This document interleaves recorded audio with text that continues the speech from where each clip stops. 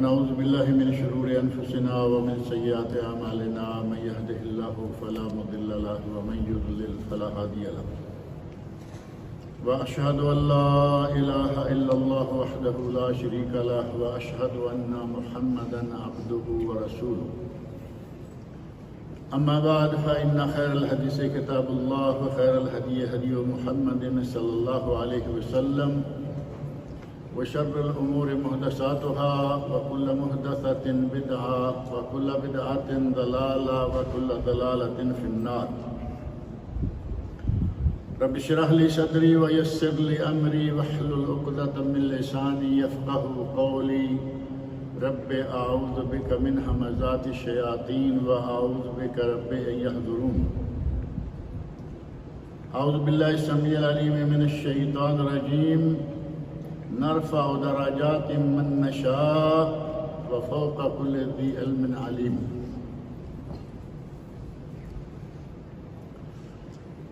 شكوت إلى وكيء سوء حفظي فأرشدني إلى ترك المعاصي وقال إن العلم نور من إله ونور الله لا يعطى لعاصي. آپ کے علم میں ہے کہ گزشتہ سے پگشتہ پچھلے سے پچھلے جمعہ بھی یہی موضوع تھا کہ علم کے حصول کے لیے طالب علم کو کن آداب کی پابندی کرنا ضروری ہے، اور اس کے بعد پچھلے جمعہ مختصر انداز سے کچھ امور ذکر کیے گئے تھے. جبکہ یہ موضوع بڑا طویل ہے، امام شوکانی رحمۃ اللہ علیہ جو یمن کے بہت ہی بڑے محدث مفسر اور مجتہد گزرے ہیں، انہوں نے اس موضوع پر مستقل ایک کتاب لکھی ہے ادب الطالب. طالب علم کو کن آداب کی پابندی کرنا ضروری ہے، کتاب کا عنوان ہی یہی ہے. اب ظاہر ہے کہ اگر کوئی کہے کہ ایک جمعہ میں یہ موضوع مکمل کر دیا جائے گا تو یہ تقریباً ناممکن بات ہے. اسی لیے تھوڑا تھوڑا کر کے 2-3 نشستوں میں یہ امور جو ہیں وہ ذکر کیے جا رہے ہیں، لیکن آج انشاءاللہ اس موضوع کو کسی حد تک مکمل کر دیا جائے گا. میں نے قرآن کریم کی آیت پڑھی ہے سورہ یوسف کی آیت نمبر 76.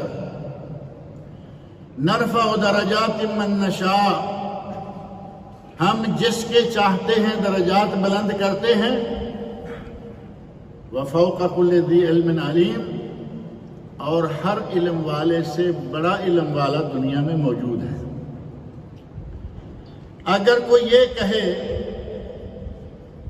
کہ میں بڑا محدث ہوں، اگر کوئی یہ سمجھ بیٹھے کہ میں بڑا مجتہد ہوں، اور اگر کسی کے دماغ میں یہ کیڑا آ جائے کہ میں اس وقت سب سے بڑا واعظ مبلغ ہوں، تو وہ غلط ہے. اللہ رب العزت نے فرمایا فوق کل ذی علم علیم، ہر بڑے عالم سے بڑا عالم موجود ہے. امام شوکانی انہوں نے اپنی کتاب میں بہت ساری تفصیلات ذکر کی ہیں. ان کی طرف جانے سے پہلے میں نے امام شافعی رحمۃ اللہ علیہ کے 2 شعر آپ کے سامنے پڑھے ہیں. شکوت الی وکیء سوء حفظی، میں نے اپنے استاد امام وکیع رحمۃ اللہ علیہ سے اپنے حافظے کی کمزوری کا ذکر کیا.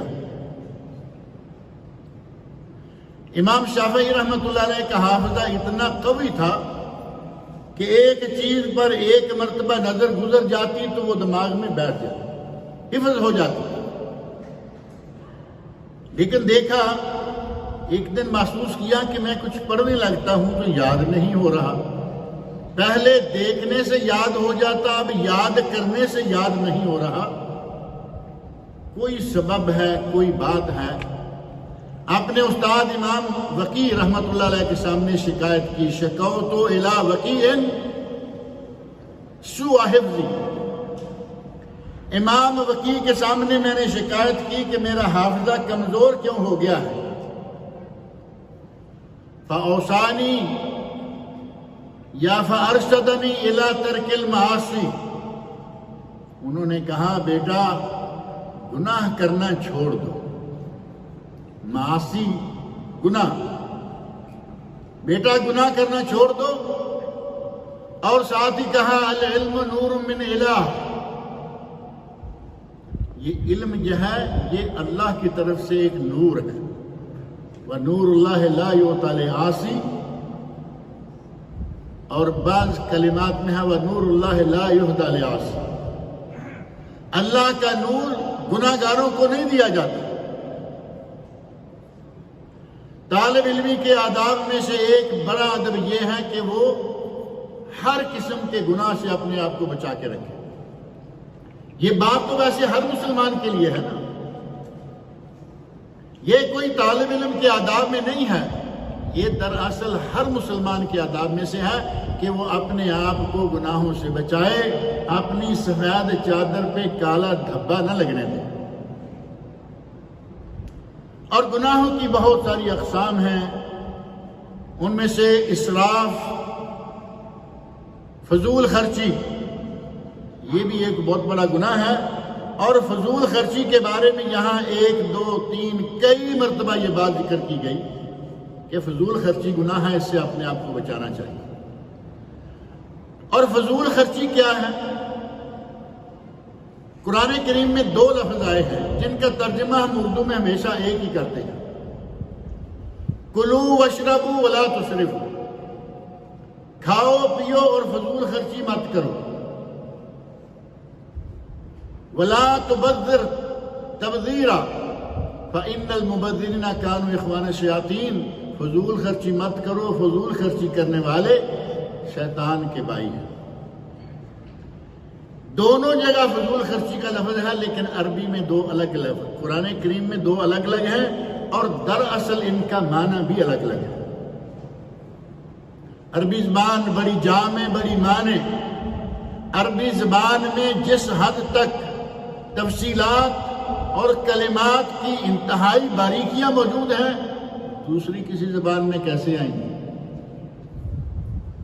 اسراف کیا ہے؟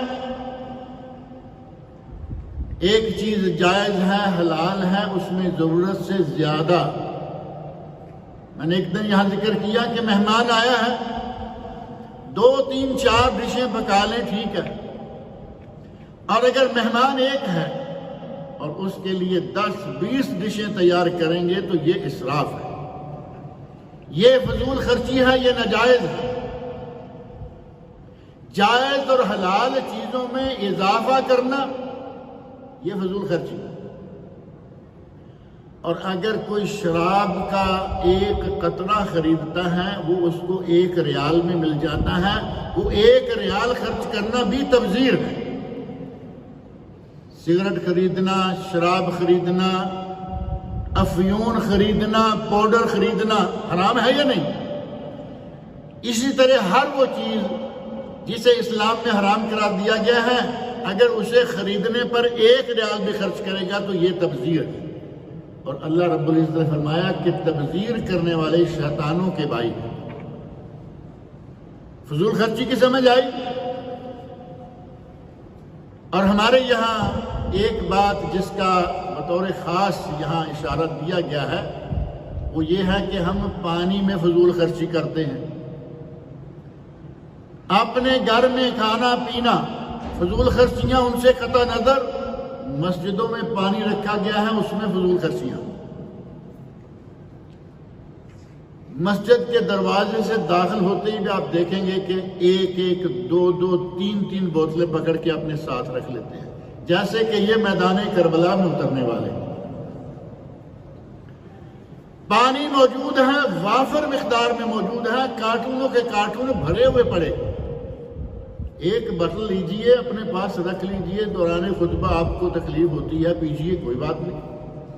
یہ پانی اسی لیے رکھوایا گیا ہے۔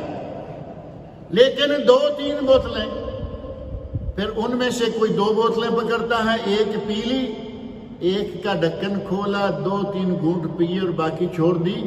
جھوٹا تو ویسے ہی آج کل لوگ ایک دوسرے کا نہیں کھاتے پیتے، اور جب سے یہ کرونا کی بلا آئی ہے، کووڈ-19 یہ وبا جب سے آئی ہے، کوئی کسی کا جھوٹا نہیں کھانے کو تیار۔ ہمارے ایمان ہی اتنے کمزور ہو چکے ہیں، ہم سمجھتے ہیں کہ جھوٹی بوتل پی لی، جھوٹا پانی پی لیا تو ہمیں بھی کچھ ہو جائے گا۔ اللہ رب العزت ہمیں سب کو محفوظ رکھے۔ ان حالات میں اگر کوئی یہ کرتا ہے کہ 2 بوتلیں اٹھائیں، 1 پی، 1.25 پی، 1.5 پی، باقی کا کیا ہوگا؟ مسجدوں والوں کو معلوم ہے، بعد میں لوگ یہ بوتلیں اکٹھی کر کے پھینکتے ہیں۔ اتنا صاف ستھرا بہترین پانی جس میں اسراف کیا گیا یا نہیں؟ پیسہ بھی خرچ نہیں کیا، لیکن اسراف کا ارتکاب ہو گیا کہ جتنا چاہیے تھا اس سے زیادہ انہوں نے پکڑ لیا۔ طالب علم کی شان یہ ہونی چاہیے کہ ہر قسم کے گناہ سے، ہر قسم کے اسراف سے بچے۔ طالب علمی کے آداب میں سے ایک ادب یہ بھی ہے کہ نہ کھانے میں اضافہ نہ پینے میں اضافہ۔ آپ کو ایک نوجوان بڑے موٹے پیٹ والا نظر آئے گا تو آپ کا اس پہ ایک بارے میں کیا خیال گزرے گا؟ کہتے ہیں نا پیٹو ہے، اور ہمارے بارے میں تو خیر بڑا ہی مشہور ہے نا پرانا۔ مولویوں کے بارے میں تو کہتے ہیں کہ یہ حلوے کھا کھا کے پیٹ چھوڑ۔ بڑے اور ایسے لوگ ہیں مولوی نہیں ہیں اور پیٹ ان سے اپنا سنبھالا نہیں جا رہا۔ خاص طور پر نوجوان، بڑی عمر کا آدمی ہے، اب نہ ورزش کر سکتا ہے نہ بھاگ دوڑ سکتا ہے، کھا لیا بیٹھ گیا، کوئی کام کر لیا، اس کے پیٹ کے بھر جانا کوئی اتنی بات نہیں۔ نوجوان، اور یہ جوانی کی عمر کب تک رہتی ہے؟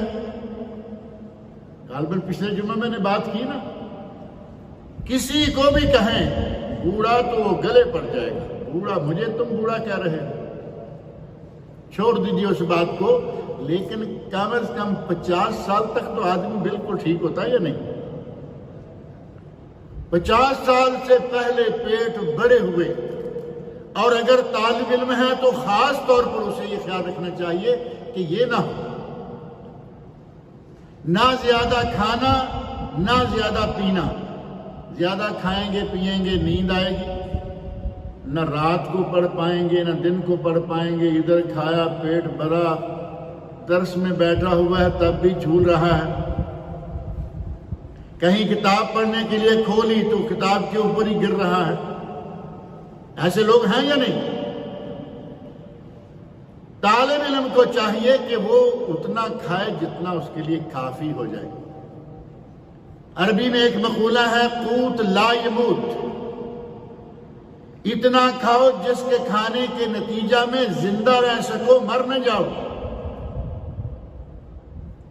ایسا نہ ہو کہ زندہ رہتے ہیں کھانے کے لیے، بلکہ کیا ہو، کھاتے ہیں زندہ رہنے کے لیے۔ کھائیے زندہ رہنے کے لیے، لیکن زندہ اس لیے نہ رہیے کہ ہم کھائیں گے کھایا کریں گے۔ طالب علمی کے لیے زیادہ کھانا پینا نقصان دہ، طالب علمی کے لیے، طالب علمی کے زمانے میں طالب علم کے لیے زیادہ سونا نقصان دہ۔ سونے کی مدت 8 گھنٹے بڑی معروف ہے، موقع بہ موقع یہاں بات آتی رہتی ہے، 8 گھنٹے سو لیا بہت ہے۔ آج کل ویسے 8 گھنٹے سونا کچھ ناممکن سا ہوتا جا رہا ہے، لیکن وہ طالب علمی کے لیے نہیں۔ 8 گھنٹے سے بھی کم سوتے ہیں، لیکن کیا کرتے ہیں، 12 گھنٹے ڈیوٹی اور 6-7 گھنٹے ٹیلی ویژن، آڈیو ویڈیو، یہ اور وہ۔ آج کل بڑی بلائیں آ گئی، پیچھے کیا بچا، 3-4 گھنٹے بچے، اتنا سو لیا۔ زیادہ سونا بھی اچھا نہیں ہے، اور سونے کے لفظ سے معلوم ہو رہا ہے کہ سونا، زیادہ سونا اچھا نہیں۔ عورتیں جتنا چاہیں پہنیں، پہننے کی چیز ہے، جتنا چاہیں عورتیں پہنیں، مردوں کے لیے تو ذرہ برابر بھی سونا حلال نہیں۔ ہمارے کئی بھائی گلے میں زنجیر لٹکائے ہوئے ہیں،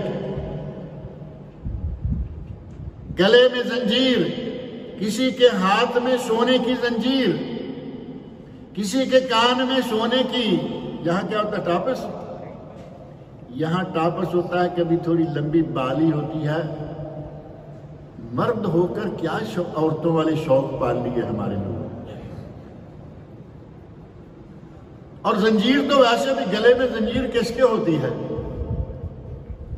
خواتین کو سونے کے بارے میں چھوڑ دیجئے، اللہ رب العزت نے ان کے لیے حلال قرار دیا، جائز قرار دیا، جتنا پہنے کوئی حرج نہیں۔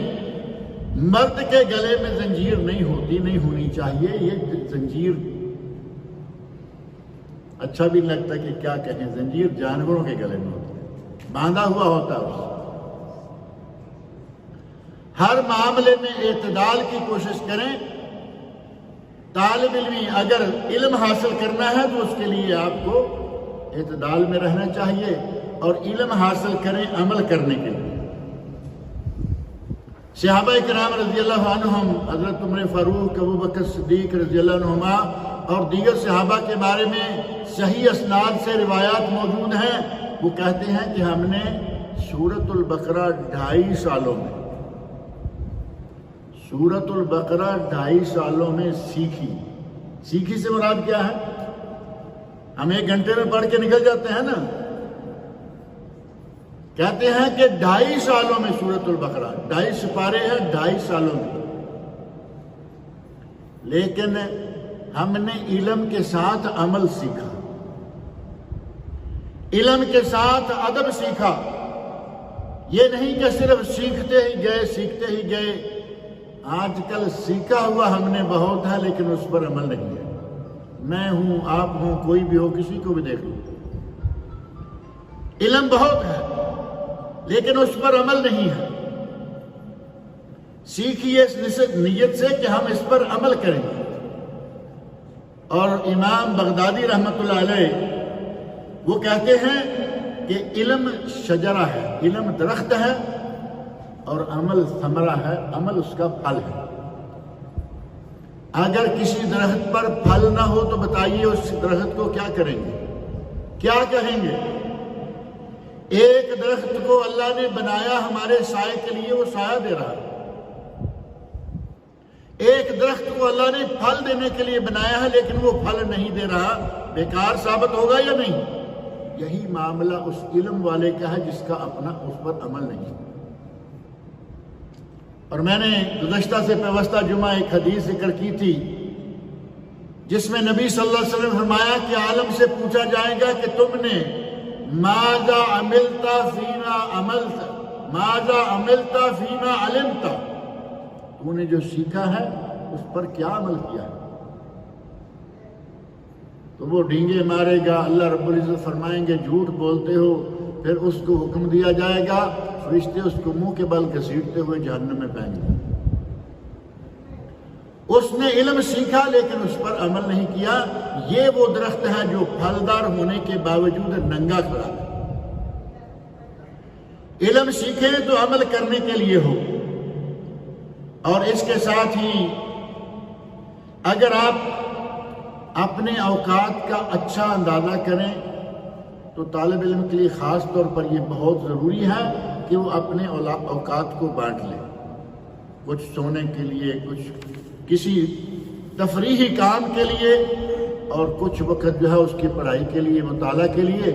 اور خاص طور پر 2 چیزیں ایسی ہیں کہ ان کو اپنے ذہن میں رکھے کہ اگر وہ آ گئی تو مجھ سے نہ پڑھا جائے گا نہ کچھ کیا جائے گا۔ اور وہ 2 چیزیں کیا ہیں؟ بیماری اور مصروفیت۔ بیماری آ گئی تو کون پڑھے گا؟ اور اگر مصروف کر دیے گئے تو پھر کون پڑھے گا؟ صحیح بخاری اور صحیح مسلم کی حدیث ہے، نعمتان مغبون فیہما کثیر من الناس، 2 نعمتیں ایسی ہیں کہ لوگ ان کے بارے میں انتہائی فریب میں مبتلا ہیں، ان کی ناقدری میں مبتلا ہیں، ان کی ناقدری کر رہے ہیں۔ اور وہ 2 نعمتیں جو ہیں وہ نبی اکرم صلی اللہ علیہ وسلم نے کیا بیان فرمائی؟ الصحہ والفراغ، صحت اور فراغت۔ اللہ رب العزت کا شکر ادا کریں کہ اللہ نے ہمیں ڈیوٹیاں ایسی دی ہوئی ہیں، کسی کی 6 گھنٹے ڈیوٹی، کمپنیوں کی کم از کم 8 گھنٹے ڈیوٹی، کسی کی زیادہ سے زیادہ 12 گھنٹے ڈیوٹی۔ اب اس سے زیادہ جو اوور ٹائم لگاتا ہے وہ ظاہر ہے کہ اپنی جیب بھرنے کے لیے لگاتا ہے، اس کی مرضی ہے، لگائے کوئی حرج نہیں، لیکن ڈیوٹیاں 12 گھنٹے تک۔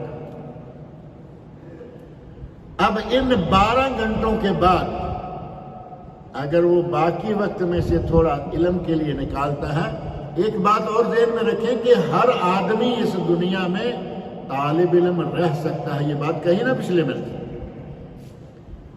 چاہے وہ کسی بھی عمر کا کیوں نہیں۔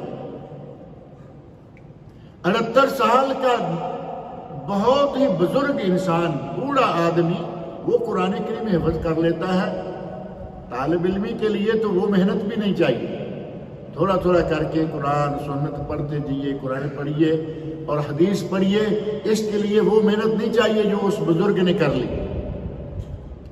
لیکن وقت کو آپ اپنے لیے غنیمت سمجھیں، صحت غنیمت ہے اور فراغت بھی غنیمت ہے۔ یہ دو چیزیں جب چھن گئی تو سمجھیں کہ پھر پڑھنا لکھنا آپ کے لیے ناممکن ہو جائے گا۔ اور طالب علم کے لیے یہ بھی ضروری ہے کہ وہ اپنی نصابی کتابیں، جن کو سلیبس کی کتابیں کہا جاتا ہے، سلیبس جس میں امتحان ہوتا ہے، سلیبس کی کتابوں کے علاوہ غیر نصابی کتابوں کا مطالعہ بھی کیا کرے۔ اب غیر نصابی کون پڑھے گا؟ ہمارا تو سلیبس ہی پورا نہیں ہوتا۔ گزشتہ جمعہ میں نے ذکر کیا تھا، کچھ لوگ رٹا لگانے کے قائل ہوتے ہیں، سارا سال کتابیں کھولی نہیں، آخر سال امتحان کے قریب آ کر زور رٹا لگاتے۔ وہ غیر نصابی کتابیں کہاں پڑھے گے جو نصاب والی نہیں پڑھتے؟ لیکن چاہیے یہ کہ اپنے علم میں اضافہ کرنے کے لیے صرف نصاب کی کتاب نہیں، باقی کتابوں میں سے جتنا بھی ممکن ہو غیر نصابی کتابوں کا مطالعہ کرے، اور یہ شوق ہونا چاہیے، شوق مطالعہ، جس کو ہابی کہا جاتا ہے نا، ہابی۔ ہم سے پوچھا جائے، آج کل بچوں کو سکھایا جاتا ہے، پرانے زمانے سے سکھایا جا رہا ہے کہ ہابی کیا ہے۔ یہ تو بڑوں سے بھی پوچھتے ہیں، بڑوں سے انٹرویو کے دوران پوچھا جاتا ہے جی آپ کی ہابی کیا ہے، تو کہتے ہیں جی ٹینس، کوئی کہتا ہے کہ گیمیں دیکھنا، کھیل نہیں سکتے، دیکھنا، کوئی ہابی بنا کے بیٹھا ہوا ہے۔ بہت کم لوگ، کبھی کبھی لوگ یہ بھی سننے پڑھنے میں آتے ہیں، کہتے ہیں جی ہماری ہابی ہے مطالعہ، کتب دینیہ کا مطالعہ کرنا، جب فارغ وقت ملتا ہے ہم دینی کتابوں کا مطالعہ کرتے ہیں۔ یہ ہے اصل ہابی جو ہونی چاہیے۔ عبادت کیجئے، کام کیجئے، لیکن فراغت کے وقت میں مطالعہ کیجئے تاکہ آپ کے علم میں اضافہ ہو۔ اور ایک ادب جس کا کچھ حصہ میں نے ذکر کیا تھا کہ استاد کے سامنے طالب علم کیسے بیٹھے۔ حضرت جبرائیل امین علیہ السلام کی حدیث ذکر کی تھی نا کہ وہ 2 زانو ہو کر اتحیات کی شکل میں بیٹھ کر اپنے پہلوؤں پر ہاتھ رکھ کر، اپنی رانوں پہ ہاتھ رکھ کے بیٹھ گئے، باادب طریقے سے سوال کرنا شروع کیا۔ اور ایک ادب یہ بھی ہے کہ اپنے ساتھیوں کے سامنے بھی ناک منہ نہ چڑھائیں کہ میں مالدار ہوں، یہ غریبوں کے بچے ہیں، یا بیٹھے تو ان کے سامنے اس انداز سے بیٹھے کہ یہ شاید کوئی بڑی اسپیشل چیز ہے۔ آپ کے طالب علم ساتھیوں میں آپ سے بڑی عمر کے لوگ موجود ہیں، ان کی عمر کا خیال کریں۔ آپ سے چھوٹی عمر کے لوگ موجود ہیں، ان کی عمر کا خیال کریں۔ نبی اکرم صلی اللہ علیہ وسلم کا ارشاد مشہور حدیث ہے، من لم یوقر کبیرنا ویرحم صغیرنا فلیس منا، جو ہمارے بڑوں کی عزت نہ کرے اور چھوٹوں سے پیار نہ کرے وہ ہم میں سے نہیں ہے۔ بڑے کے سامنے ٹانگ پہ ٹانگ رکھ کے آدمی بیٹھ جائے، آپ کا طالب علم ساتھی ہے، یا اس طالب علمی کی مجلس میں بیٹھا ہوا ہے. اور طالب علمی کی مجلس میں بیٹھے ہوئے کی میں مثال ایک دیتا ہوں. ہمارے طالب علم کے زمانہ میں جب ہم پڑھ رہے تھے تو طلبہ ظاہر ہے کہ کوئی پہلی میں ہے، کوئی دوسری میں ہے، 8ویں کلاس آخری کلاس ہوتی ہے جس میں بخاری شریف پڑھاتے ہیں، وہ آخری کلاس شمار ہوتی ہے. طالب علم بھی اس وقت جا کے باریش ہوتے ہیں، داڑیاں ہوتی ہیں، جوان ہو چکے ہوتے ہیں، لیکن ان میں کبھی کبھی ایسے لوگ بھی موجود ہیں وہ طالب علم نہیں ہیں، محلے کے آدمی آگے بیٹھ گئے. ہمارے طالب علم کے زمانے میں ہمیں 2 بزرگوں کے نام یاد ہیں. ایک حاجی چراغ دین تھے، ماشاءاللہ میرے ذہن میں ابھی ان کی شکل ہے، لمبی اتنی داڑھی، لال سرخ، مہندی لگاتے تھے. اور ان کے حاجی چراغ دین کے ساتھ دوسرے صاحب تھے بابا سلطان، سفید داڑھی اسی کی طرح. یہ 2 شخص ہمیشہ صحیح بخاری شریف کے درس میں بیٹھے رہتے تھے. علم سیکھنے کا شوق تھا. حافظ عبداللہ بلڈی مالوی محدث رحمۃ اللہ علیہ وہ بخاری شریف پڑھایا کرتے تھے اور یہ ان کے درس میں مستقل بیٹھنے والے تھے. ان کے پیچھے جامعہ کی مسجد میں نماز پڑھتے. ہمارے یہاں جامعہ اور جامع میں فرق نہیں کیا جاتا. جامعہ کو جامع کہہ لیتے ہیں، جامع کو جامعہ کہہ لیتے ہیں. جامعہ ہے یونیورسٹی یا جو دینی مدارس ہے، اور جامع ہے یہ مسجد جس میں جمعہ ہوتا ہے. جامعہ کی جامع مسجد میں ہمیشہ وہ حافظ صاحب رحمۃ اللہ علیہ کے پیچھے حافظ صاحب امامت کراتے اور پیچھے وہ 2 شخص کھڑے ہوا کرتے. اور حافظ صاحب عموماً کہا کرتے تھے کہ تم تھوڑا دائیں بائیں کھڑے ہوا کرو، کسی طالب علم کو کھڑے ہونا دیا کرو جو کہ عالم ہے، کسی مدرس کو کھڑے ہونے دیا کرو جو عالم ہے. امام کے پیچھے کھڑے ہونے کا سب سے زیادہ حق عالم آدمی کو ہے. اور ایسا بھی ہے کہ امامت کرانے والا اتنا عالم نہیں جتنا پیچھے والا ہے، کیونکہ امامت ایک سرکاری ڈیوٹی ہے. جس کو ملی ہوئی ہے وہ تو وہی امامت کروائے گا. مسجدوں میں امامت کرانے والے بہت تھوڑے پڑھے لکھے موجود ہیں، اور مسجدوں میں ان کے پیچھے نماز پڑھنے والے بڑے بڑے علماء موجود ہوتے ہیں. اور مقتدی کے آداب میں یہ ہے کہ امام کے پیچھے پڑھے لکھے لوگ کھڑے ہوں. امام بھول جائے وہ لقمہ دیں. لقمہ دینا چاہیے یا نہیں؟ پچھلے درس میں میں نے ذکر کیا تھا کہ ہمارے کچھ لوگ ایسے ہیں، ہمارے بھائی، کہ وہ درس کے بعد کسی قسم کے سوال کی اجازت نہیں دیتے. اور اسی طرح ہمارے کچھ بھائی وہ ہیں جو امام کو لقمہ دینے کی اجازت نہیں دیتے. پتہ نہیں کہاں کہاں سے یہ ذہن بنا لیا گیا ہے. نبی اکرم صلی اللہ علیہ وسلم نے نماز پڑھائی اور نماز میں آپ سے ایک آیت چھوٹ گئی. جو آپ نے مسلسل سورت شروع کی تھی اس میں سے ایک آیت چھوٹ گئی، ایک پڑھی، درمیان والی چھوٹ گئی، اگلی پڑھنے لگی. پڑھتے گئے، جماعت ہوئی، معاملہ ختم ہوا. سلام پھیرنے کے بعد وہ صحابی کہتے ہیں کہ یا رسول اللہ آپ ایک آیت چھوڑ گئے تھے، تو آپ نے یہ نہیں کہا کہ تم کون ہوتے ہو مجھے بتانے والے، میں نبی اور تم نہیں.